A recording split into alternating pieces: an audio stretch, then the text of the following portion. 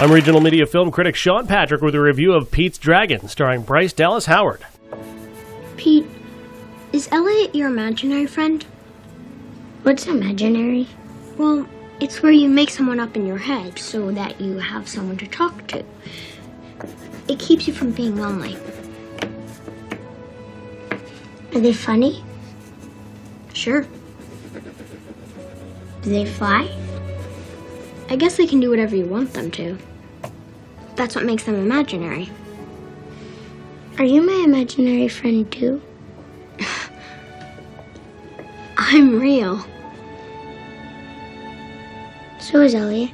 Pete's Dragon is the latest in Disney's long line of remakes that they've started with Cinderella and continued with Jungle Book, and will continue next year with Little Mermaid and Beauty and the Beast. And right now it's Pete's Dragon, and this is the story of a dragon in the woods nicknamed Elliot by his friend, a kid named Pete, whose family is in an accident, and that leaves him lost in the forest.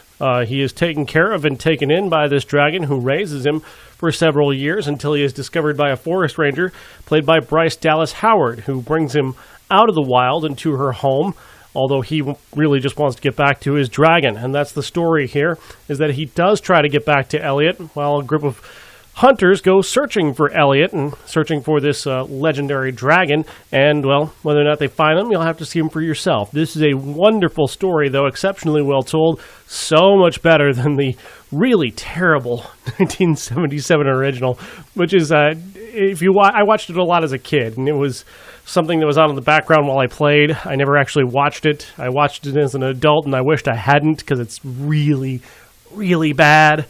But this remake is exceptional.